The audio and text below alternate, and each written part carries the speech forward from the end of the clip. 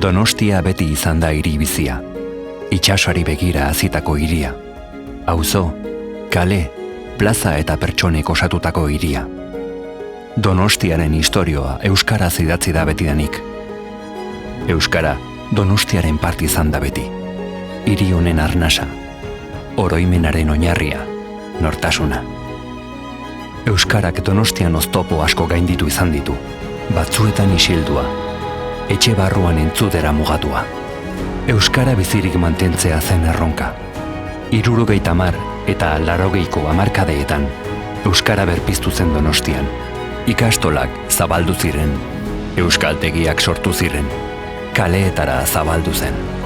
Euskal kultura eta hezkuntza euskaldundu ziren, Donostia bizi berritu zen. Etzen goizetik gauera gertatu. Etzen berez etorri, gaur garena, gure aurrekoek egindako bideari esker gara. Izan zirelako gara, garelako izango dira.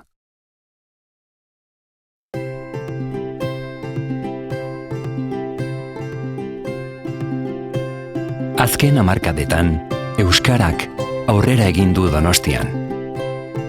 Gaur, donostiarren bi herenek euskara hitz egin eta ulertzen dute.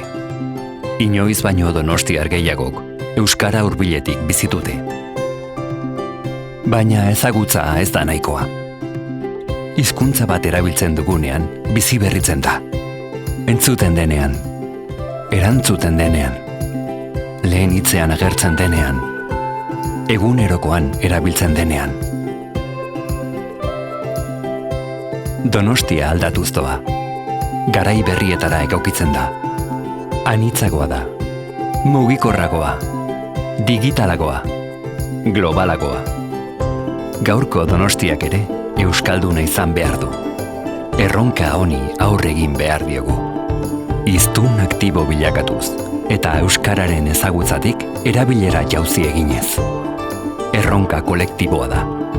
Donostiar guztion erronka. Hemen jaio direnena, beste nonbaitetik etorri direnena, euskara etxean jaso dutenena, ikasten ari direnena, erabiltzeko pausoa ematen ari direnena. Donostiarra izatea Donostia barrenean sentitzea da. Donostiarra izatea Donostian bizitzea da. Donostia bizitzea euskaraz bizitzea da. Plan bat behar dugu. Norabide bat behar dugu, aukera bat behar dugu. Donostia euskaldunagoa egiteko. Donostia biziago bat egiteko. Donostia denon artean egiteko. Donostiarrak izateko.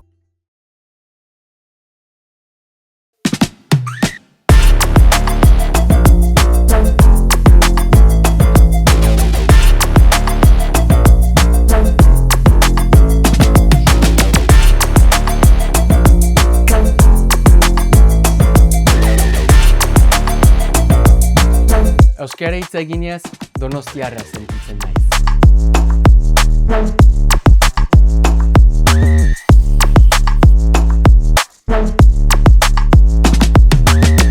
Nirekin euskaraz egin mesedez. Euskara etorkizunaren hizkuntza da. Euskarak Donostia ulertzen lagundu nau.